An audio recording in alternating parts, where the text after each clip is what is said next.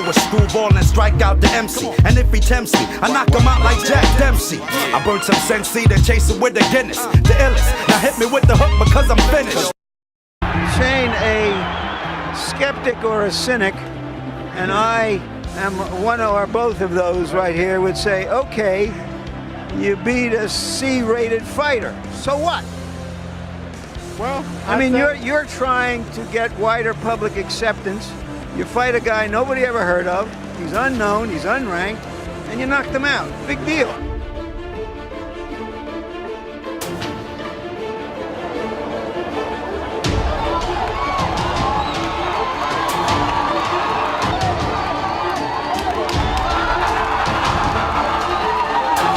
Keep that chin behind his front knee, and the formula that Emmanuel Stewart has taught to heavyweight champions Lennox Lewis and Evan.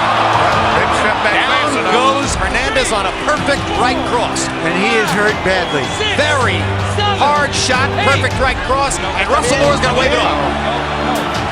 Hey, you looking for an impressive Andre Berto victory? I have to tell you something, Jim. When a victory comes that easily, I'm sorry. Yeah, the boxing crowd is a cynical bunch. And Roy mentioned the name of the character in this story tonight. I think you heard both fighters mention it, victorious fighters, and that's Al Haymon. And there's a backlash in boxing, I think, at times against Al Haymon fighters because he seems to wield influence out of proportion with others in boxing. He's able to get one of his fighters an 8-round fight, practically unheard of on HBO against an overmatched opponent, a fight usually that wouldn't be seen on HBO. Andre Berto for years has been criticized for not fighting top opposition, for handpicking. Andre Berto's not handpicking anyone, he'll fight anyone. That's the people around Andre Berto being careful. And so there's been a backlash against Haymon fighters, which is deserved in one way, but in another way kind of unfair to the fighters. This is his biggest professional night if he wants to become a world champion. Now the big right hand has hurt him. Ian, that was a tremendous punch. Full credit for taking that. He needs to grab hold. He needs to grab hold of David Haye. And Haye hits very hard, and he hurts, and he's going to finish it here. I think he does finish it all over in round 3.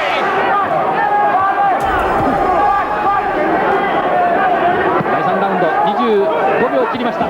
27歳のスピード、そして47歳のスピード。また食らっていた。さあ追い上をかけます。スピードに乗ってミロストレート。ウィリアム・ジョッキー、今度は佐藤ボディを突っ込みます。まだ捉えています。ここで試合終了です。ジョー・コートスがさすがにこの試合を取りました。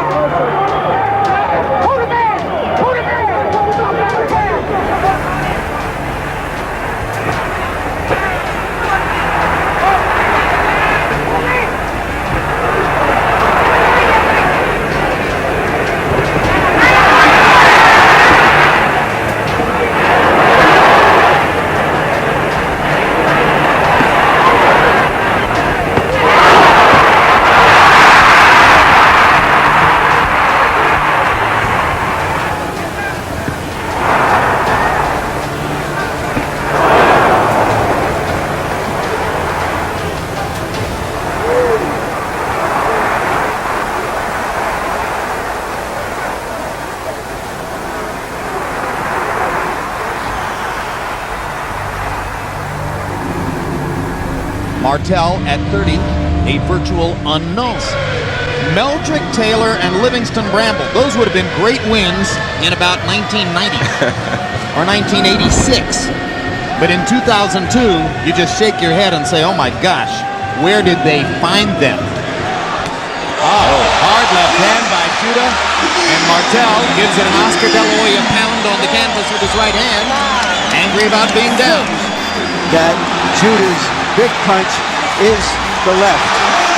Martel got in one shot in return before Judah knocked him down for the second time with the left hand. That's for sure. He's trying, but he's definitely overmatched. Way overmatched. No 3-knockdown rule in effect, and so the third knockdown doesn't bring the end of the bout. Martel wanted to get up and go right after Zeb. Yeah, he did, but he just... Meaning that he's not going to get too many more chances. Look at Martel fighting. Yep, and here's another knockdown as Martel's glove touched the canvas. Very seldom see 4 knockdowns in a round, not end a fight these days. Are you ready for That's it right there. That's it right there for sure. There's the 5th knockdown, and that's the end of the fight. As Vinci Esteves says, we've learned enough about the difference between Zab Judah and Wayne Martel. I think Manny Pacquiao wants to finish this fight early. Yan ang gusto ni Manny, ayaw niya ng Good right there by Manny Pacquiao. very managing Pacquiao. A lot of hits to the body there by Manny. And a right counter by Todd Makelin. Manny Pacquiao corners Todd Makelin. Ordinary fighter would have gone down. Body blows there by Manny Pacquiao. Oh, good left out, Manny Pacquiao. And Todd Makelin is hurt. And Makelin trying to cover. Going for a short upper there. Again, Manny Pacquiao is unstoppable at this time. In dieser ersten Runde.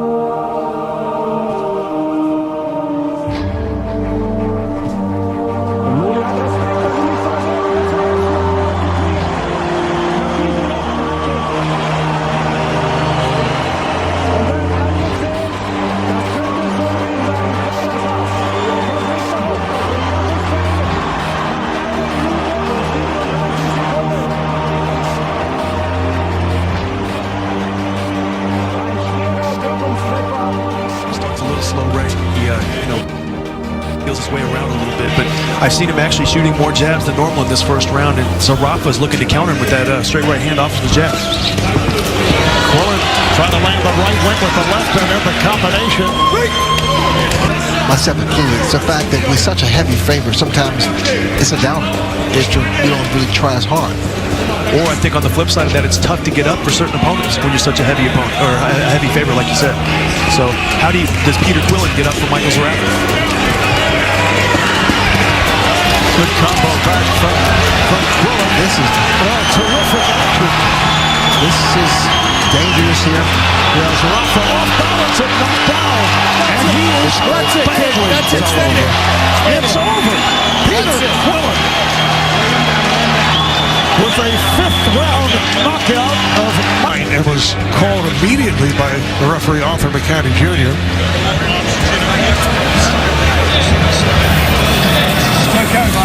Now this is scary, you never like to see a fighter, I'm sure they're just taking safety precautions here, but you never like to see a fighter carried out on a stretcher, but that's exactly what you get sometimes when you... Foxwoods Resort Casino, a scary moment. Michael Zarafa stretchered out of the ring.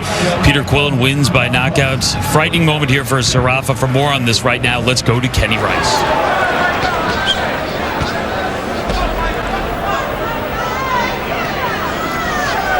Все очень часто говорили о том, что Дэвид Ку однорукий боксер. Его страшный левый крюк уже массу людей отправил.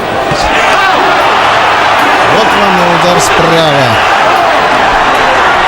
Туа удивляет который раз. He throws that shot straight down the middle. There's no loop in Miguel Cotto's right hand. No, but his jab is... Gomez here and having beaten in those shows showed him brawling, but he really has skills. He's left jab though that is legendary. And Cotto's treating this like a sparring session, Emmanuel. A lot of punishments in the first 2 rounds. Because, one thing we know, Cotto does get hurt. So, but the one thing, he gets up and he fights. Margarita wouldn't be so comfortable doing that.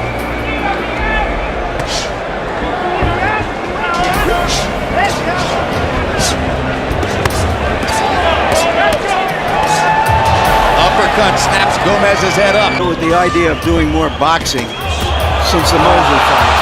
He wanted to test just how hurt Gomez is and would be a decent fighter against a lot of good fighters. He doesn't have the power. Be enough to seriously damage him. Seemed to be an unwise tack to take. Down goes Gomez for the 3rd time in the fight. He's a shell of the person who came into the ring. Who is he fighting? What's his name? Rob Salka, something like that. He's not exactly a household name, probably not even a household name in his own house. Rod Salka, 19-3 overall, only 3 knockouts. 19 of his pro fights have been in Pennsylvania. And look there at the bottom. He is currently unranked by the WBC and WBA, and yet he's fighting for Danny Garcia's junior welterweight title. Now, Teddy, there are criteria and qualifications you have to meet to fight in a title fight. One of them is that you have to be either a top 10 rated contender, a former champion, or a current champion, among other things. He doesn't meet any of those criteria. So how is he getting this fight? Can anyone say Al Haymon? I mean, one way, look, Al Haymon is very influential, but it doesn't have to be Al Haymon in this case. It just has to be someone with relationships with the organizations to get them to do what they do, which is circumvent their rules. I mean, what I wanted to show there, we didn't get a chance to show it, but I wanted to show, but you saw the graphic that he's not rated. He's not rated. I wanted to show you that 15 guys in each one of those organizations are rated. He's not one of them. He's not even close. But what it's magically going to do, it's magically going to make this fella that we just show up in the ratings. Magically. He's not rated, by the way. As of today, not rated. Not near.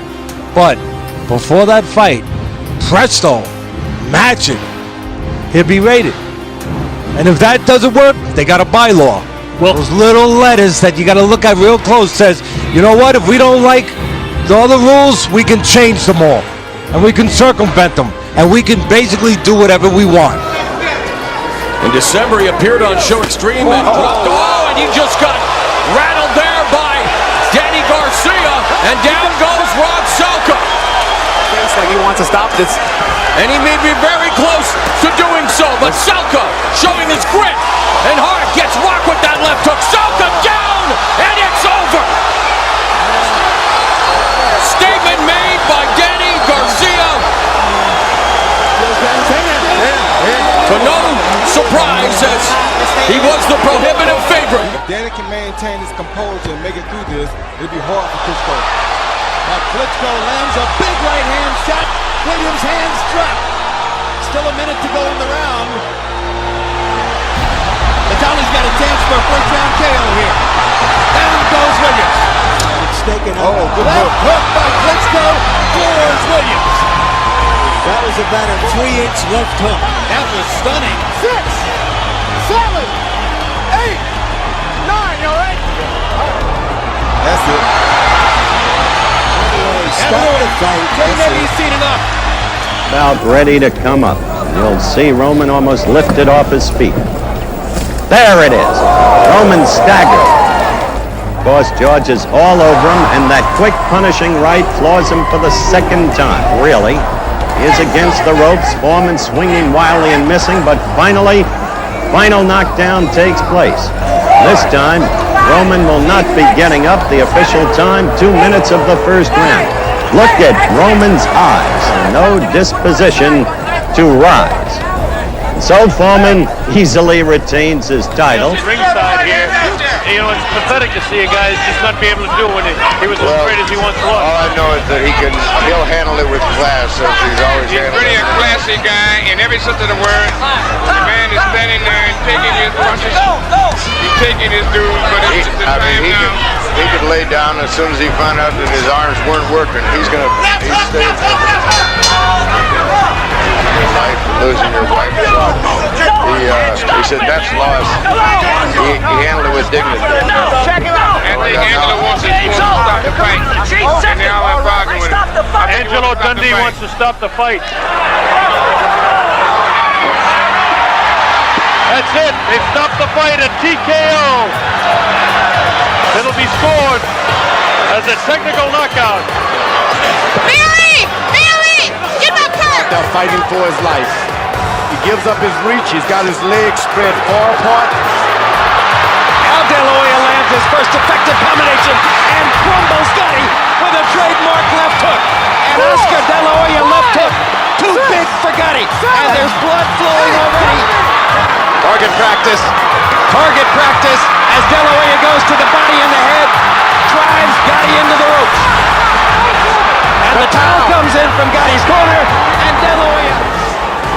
And across the way, Vinny Pazienza.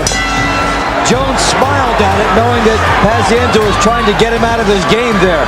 There is a lot of emotion in this building, trust me, folks. The fans, while they are predominantly for... Oh, big left hook by Jones immediately. Wow, he came out blasting. Vinny Pazienza up high there with... Good left, kind of left hook by Jones.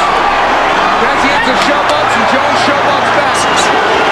The no showboat promise is over. Good hook by Jones. And go for everything. Good body work by Jones. He works Pazienza on the inside, pushes him back. Good hook, that hurt Pazienza, and the uppercut. Pazienza's in trouble, ready to go.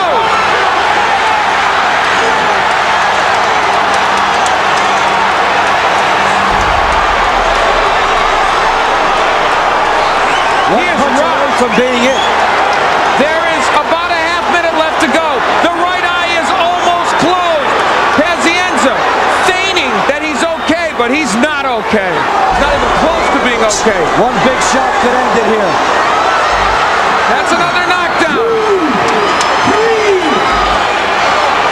There's no 3 knockdown rule in effect here.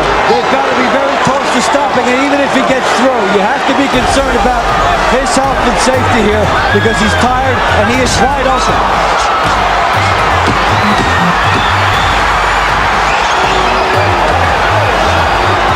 It is over. Roy Jones Jr. has defended his IBF junior middleweight title.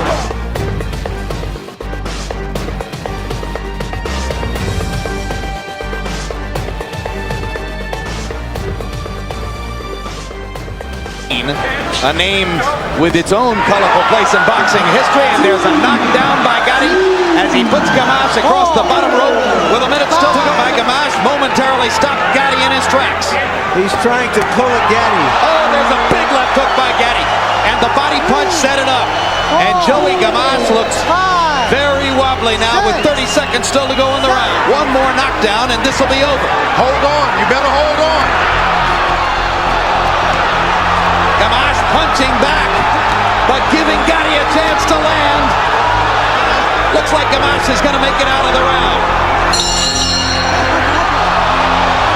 And Gennady landed one more left hook for good measure well after the bell sounded. And Gamache staggers toward the wrong corner. Hands from a distance, even at for Richie. He's also looks so much bigger than he does. Yeah, I mean, he's got a 15-pound weight advantage. Every time he lands a shot, it's abundantly clear. And Benji Esteves isn't going to bother with a count here as Gamache's eyes were closed before he hit the canvas. This is the second time in 2 fights now that Gennady has come into the ring outweighing an opponent by between 15 and 20 pounds and has put the opponent away early. And for the second time, there is considerable concern about Gamache because of the way he went down. Right uppercut, and you see why we were worried about Joey Gamache, whose eyes were closed well before he hit the canvas. The uppercut was perfect, George. And not only that, he's getting his whole body into it. Like 3 wins, 12 defeats, 1 draw. He's delivered 14 knockouts from Atlanta, Georgia. Ricky the Hammer Stackhouse. His opponent fighting out of the red corner, wearing gold and black trunks, weighing in 154 pounds with a professional record of 11 wins, 0 defeats. He dropped all opponents by knockout. Hails from right here in Pensacola, Florida. Putting together some of his... Stackhouse down with a straight right. Early in the first round. Stackhouse down. And now this is how a fighter gets hurt. Look how dry Ricky Stackhouse is. He has not even broken a sweat coming into this opening round. And with a young tiger of fast starting like Roy Jones is, this is over.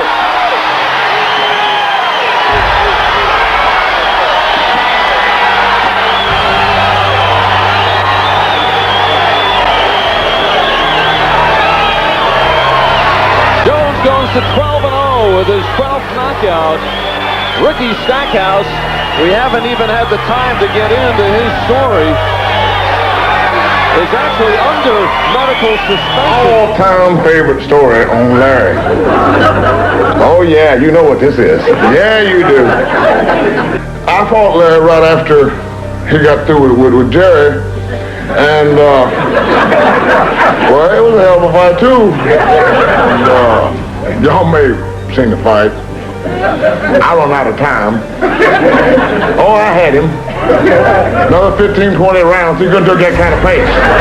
There was no doubt. He was tired. You think it's easy kicking my ass all night? You're wrong. Ask the man.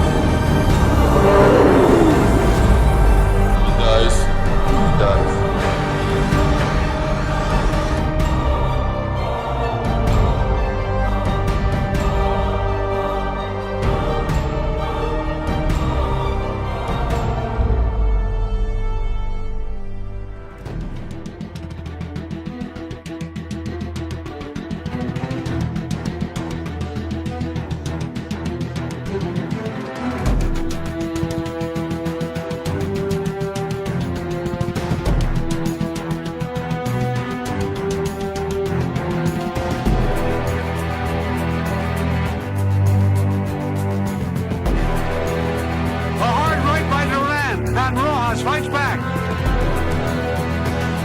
Duran throwing bombs. A hard right, and Rojas crumbles flat on his face. Roberto Duran registers a shocking one-round knockout of Alvaro Rojas and remains the lightweight king. And why should he be any different from Sugar Ray Robinson or Joe Louis or Muhammad Ali? Whether or not Chavez can pull together the remnant of his former greatness, he stands out as an example of what is wrong with boxing. The WBC has ranked him the #1 contender in the 140-pound class. Can anybody tell me why? In the past year, he's not fought a ranked fighter in any weight class. He hasn't fought at 140 pounds since March 1998, and he's lost 2 of his last 5 fights, including a one-sided loss to a journeyman, Willie Wise. He's fighting one of the best fighters in the world in Costa Tzu. This is a mismatch of the worst possible kind. Well, who's to blame? We all are. Starting with the WBC for mandating the fight and the local boxing commission for licensing it. The promoter, who has no choice but to stage the fight or have his fighter stripped of his belt. But add him to the list, and let's not forget us, the television network, for showing it, and the public for coming to see it, and last of all, the fighter himself, whose self-delusion cannot be faulted. After all, he is thinking with a damaged organ, his battered brain. My personal bottom line, we are all to blame, and shame on us all. Julio Cesar Chavez is a mandatory fight for Costa Tzu. He doesn't want to be stripped, so he has to fight him. Costa Tzu has a deal with Showtime to put his fights on, so we have to show this fight. But even the great of heart and the great of talent fade with time. Certainly Chavez has pushed the limits, and here tonight, he may be on the brink of disaster. So, sure, he understood that. He's a knockout Chavez for only the second time in his career. And again, the right hand, he's shown that susceptibility. 5, 6. Tzu is a much better puncher than Frankie Randall, even though Frankie Randall's a sharp puncher. But it's Chavez coming forward. But it's Tzu scoring. Another straight fight by Tzu. All over Chavez. Steps in and stops the fight. It's all over. Costa Tzu wins it. TKO. Round 6. People started throwing things already. It's getting a little ugly now. And they're protecting Costa Tzu in the center of the ring. And things are flying down towards us. And our stage manager, Joel Farbstein, just got nailed to the head. You all right? He's all right.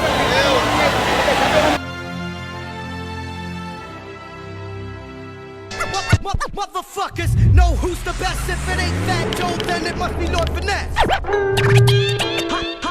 Hot damn, it's the return of the funky man. I'm hip to the game. I'll always be the same. Cause while I'm broke, I got fame, sunshine or rain. Ain't a damn thing changed.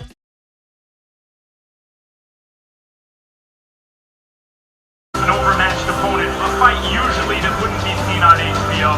Andre Berto for years has been criticized for not fighting top opposition, for handpicking. Andre Berto's not handpicking anyone. He'll fight anyone. That's the people around Andre Berto being careful.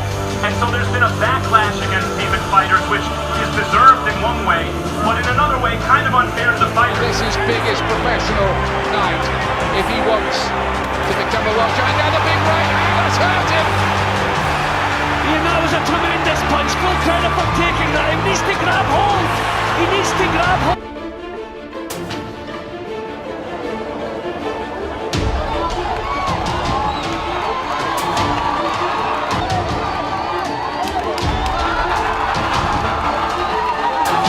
Keep that chin behind his front knee, and the formula that Emmanuel Stewart has taught to heavyweight champions Lennox Lewis and Evan. Down goes Hernandez on a perfect right cross. And he is hurt badly. Very hard shot, perfect right cross, and Russell Moore's going to wave it off.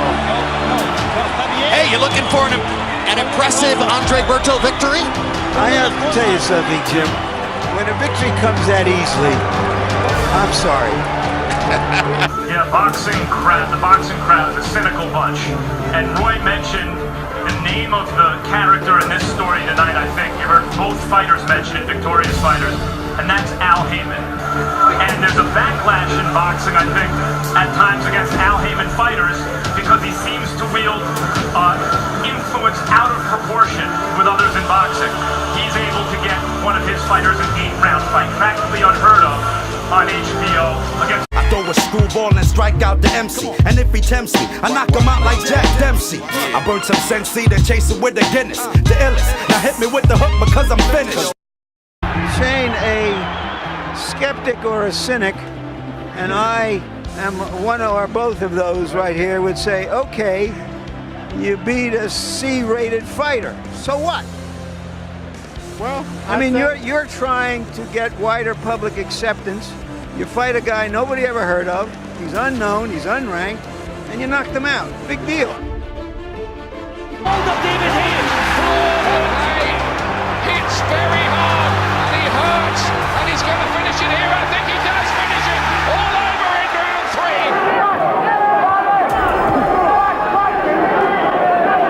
第3ラウンド25秒切りました。